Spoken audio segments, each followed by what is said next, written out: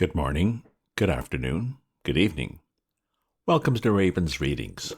I do readings twice a week from various classics. If you subscribe to my free Substack newsletter at ravensview.substack.com, you'll get notified of the next episode and can leave your comments or suggestions. And perhaps also browse my flash fiction writings or musings on the world. I will be reading to you from Treasure Island, written by the Scottish novelist Robert Louis Stevenson. It was published in 1883 and is set in the previous century. It's told from the point of view of young Jim Hawkins. Last episode, Jim and his companions learned of a plot against them and have a plan to perhaps deal with it. And Treasure Island has finally been sighted. What's next? Part 3. My Shore Adventure. Chapter 13. How I Began My Shore Adventure. The appearance of the island when I came on deck next morning was altogether changed. Although the breeze had now utterly ceased, we had made a great deal of way during the night and were now lying becalmed about half a mile to the southeast of the low eastern coast. Grey-colored woods covered a large part of the surface. This even tint was indeed broken up by streaks of yellow sandbreak in the lower lands and by many tall trees of the pine family out-topping the others, some singly, some in clumps, but the general coloring was uniform and sad. The hills ran up clear above the vegetation in spires of naked rock. All were strangely shaped, and the spyglass, which was by 300 or 400 feet the tallest on the island, was likewise the strangest in configuration, running up sheer from almost every side, and then suddenly cut off at the top like a pedestal to put a statue on. The Hispaniola was rolling scuppers under in the ocean's swell. The booms were tearing at the blocks, the rudder was banging to and fro, and the whole ship creaking, groaning, and jumping like a manufactory.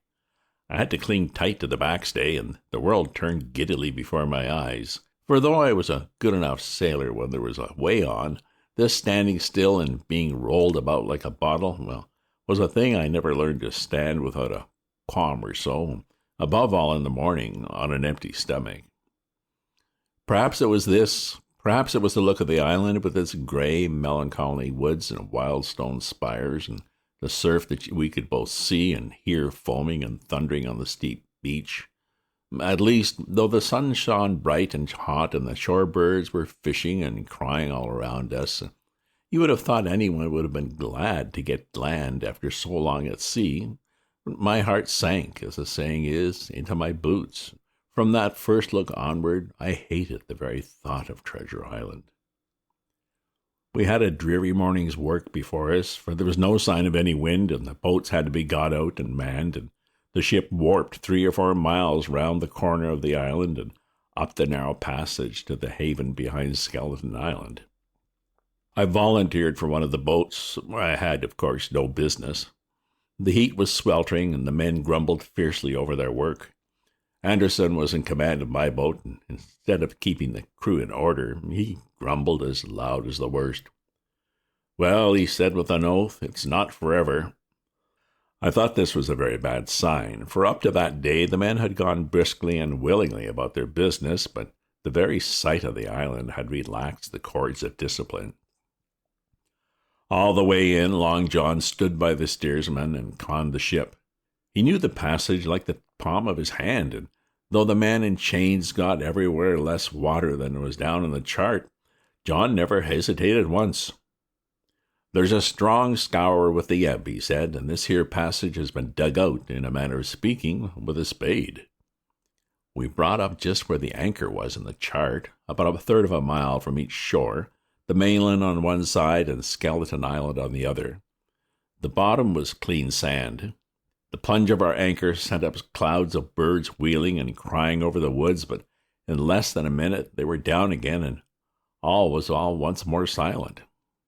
The place was almost landlocked, buried in woods, the trees coming right down to high water mark, the shores mostly flat, and the hilltops standing round at a distance in a sort of amphitheater, one here, one there. 2 little rivers, or rather 2 swamps, emptied out into this pond, as you might call it. The foliage around that part of the shore had a kind of poisonous brightness. From the ship we could see nothing of the house or stockade, for they were quite buried among trees, and if it had been not for the chart on the companion, we might have been the first that had ever anchored there since the island arose out of the seas. There was not a breath of air moving, nor sound but that of the surf booming half a mile away along the beaches and against the rocks outside. A peculiar stagnant smell hung over the anchorage, a smell of sodden leaves and rotting tree trunks. I observed the doctor sniffing and sniffing like someone tasting a bad egg. "I don't know about treasure," he said, "but I'll stake my wig there's fever here." If the conduct of the men had been alarming in the boat, it became truly threatening when they'd come back aboard. They lay about the deck growling together in talk, and the slightest order was received with a black look and grudgingly and carelessly obeyed. Even the honest hands must have caught the infection, for there was not one man aboard to mend another.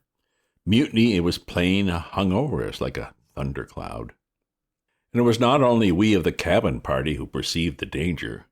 Long John was hard at work, going from group to group, spending himself in good advice, and as for example, no man could have shown it better.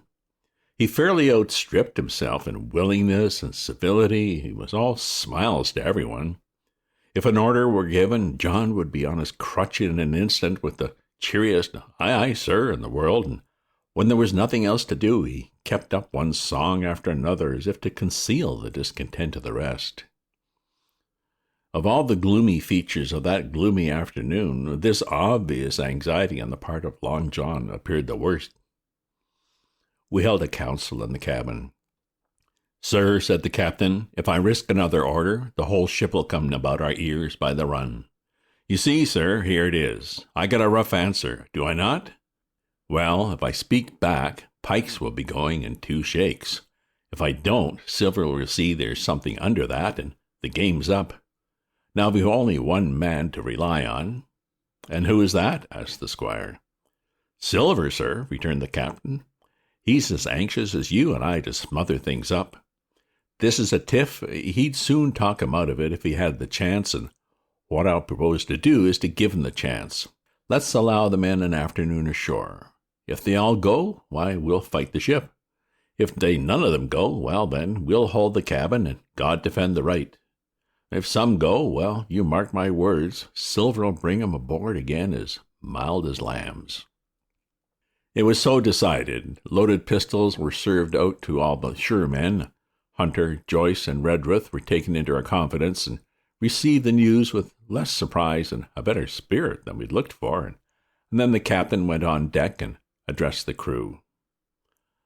"My lads," said he, "we've had a hot day and are all tired and out of sorts. A turn ashore will hurt nobody. The boats are still in the water. You can take the gigs, and as many as please may go ashore for the afternoon. I'll fire a gun half an hour before sundown." Well, I believe the silly fellows must have thought they would break their shins over treasure as soon as they were landed, for they all came out of their sulks in a moment and gave a cheer that started the echo in a faraway hill and sent the birds once more flying and squalling round the anchorage. The captain was too bright to be in the way. He whipped out of sight in a moment, leaving Silver to arrange the party, and I fancy it was as well he did so. Had he been on deck, he could no longer so much have pretended not to understand the situation. It was plain as day. Silver was the captain, and a mighty rebellious crew he had of it. The honest hands, and I was soon to see it proved that there were such on board, must have been very stupid fellows. Or rather, I suppose the truth was this, that all hands were disaffected by the example of the ringleaders, only some more, some less, and a few, being good fellows in the main, could neither be led nor driven any further. It was one thing to be idle and skulk, and quite another to take a ship and murder a number of innocent men. At last, however, the party was made up. 6 fellows were to stay on board, and the remaining 13, including Silver, began to embark. Then it was that there came into my head the first of the mad notions that contributed so much to save our lives. If 6 men were left by Silver, it was plain our party could not take and fight the ship, and since only 6 were left, it was equally plain that the cabin party had no present need of my assistance. It occurred to me at once to go ashore. In a jiffy I had slipped over the side and curled up in the foresheets of the nearest boat, and almost at the same moment she shoved off. No one took notice of me, only the bow oar saying, "Oh, is that you, Jim? Keep your head down."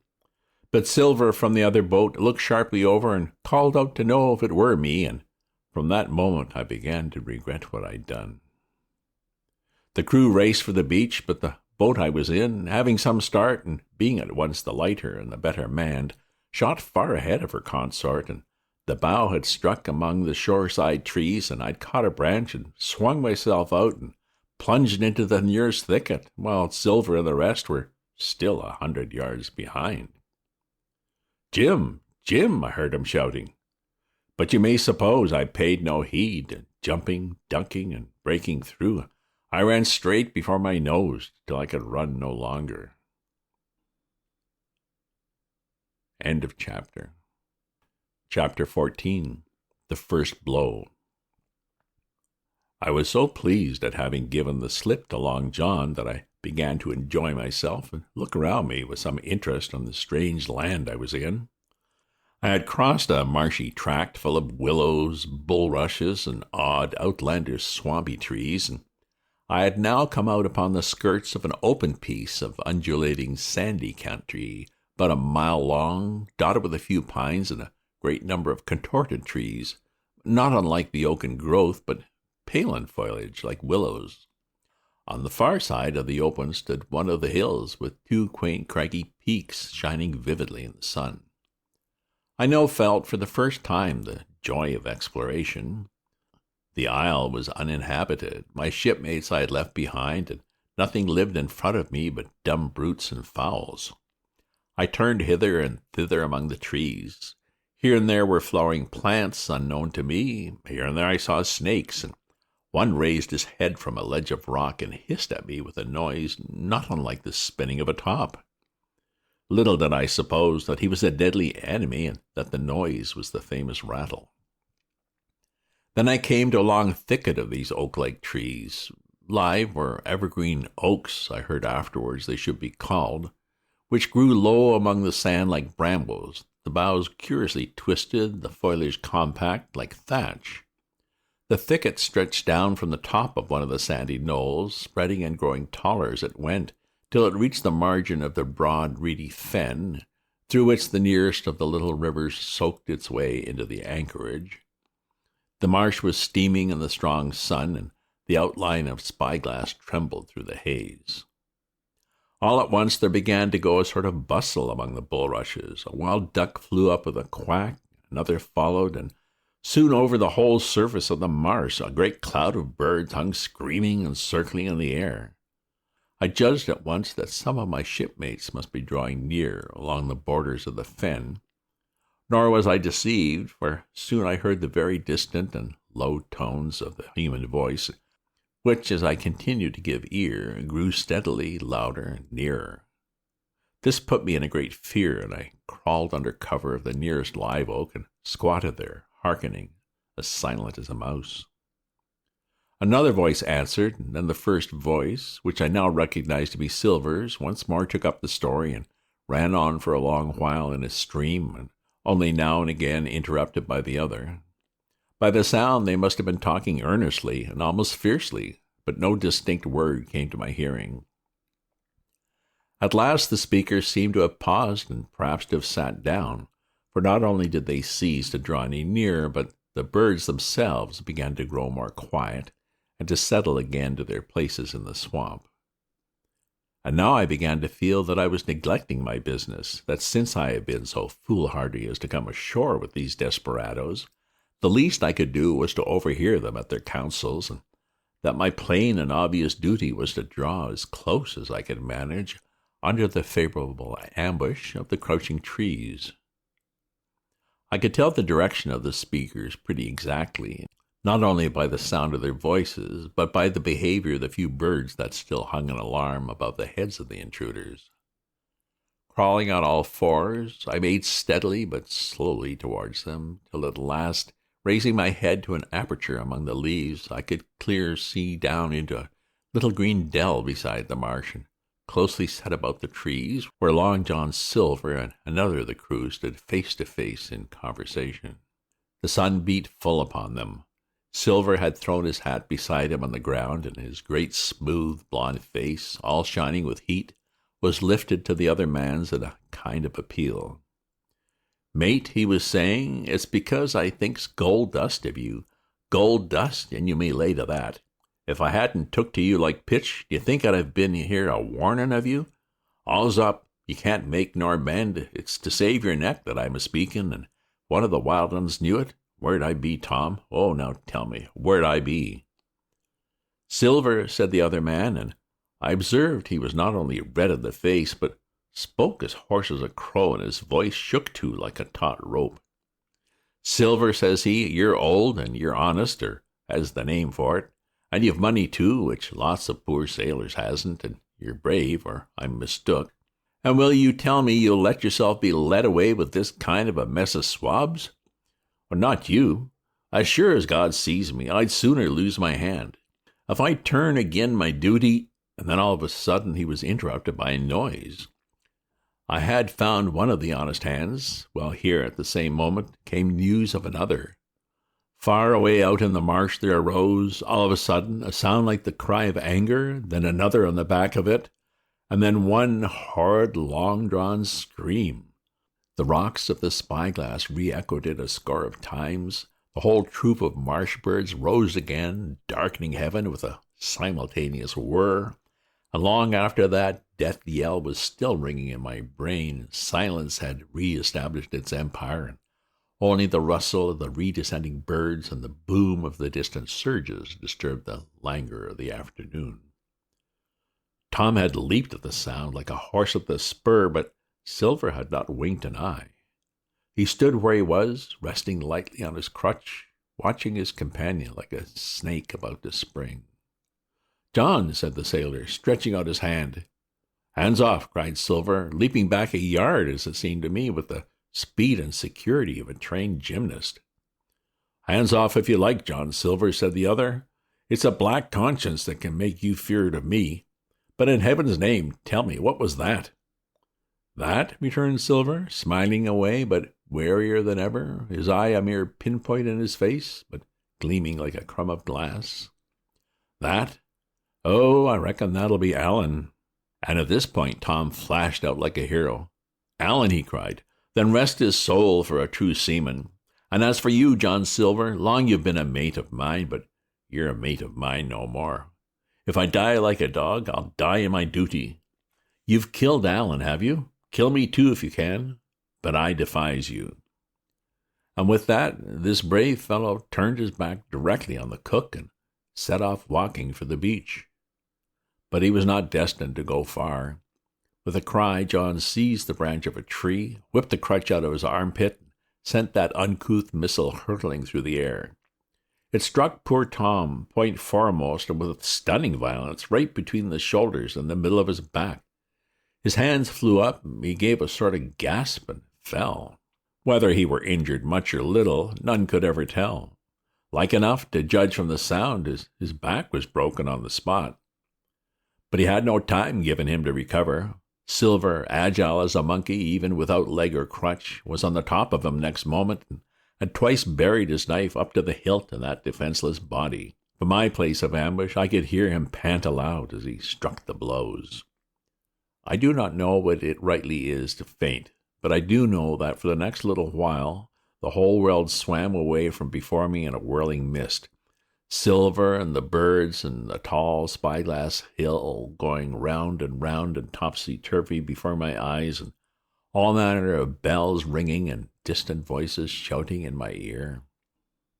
When I came again to myself, the monster had pulled himself together, his crutch under his arm, his hat upon his head. Just before him, Tom lay motionless upon the sward, but the murderer minded him not a whit, cleansing his blood-stained knife the while upon a wisp of grass. Everything else was unchanged, the sun still shining mercilessly on the steaming marsh and the tall pinnacle of the mountain, and I could scarce persuade myself that the murder had been actually done, and a human life cruelly cut short a moment since before my eyes. But now John put his hand into his pocket and brought out a whistle and blew upon it several modulated blasts that rang far across the heated air. I could not tell, of course, the meaning of the signal, but it instantly awoke my fears. More men would be coming. I might be discovered.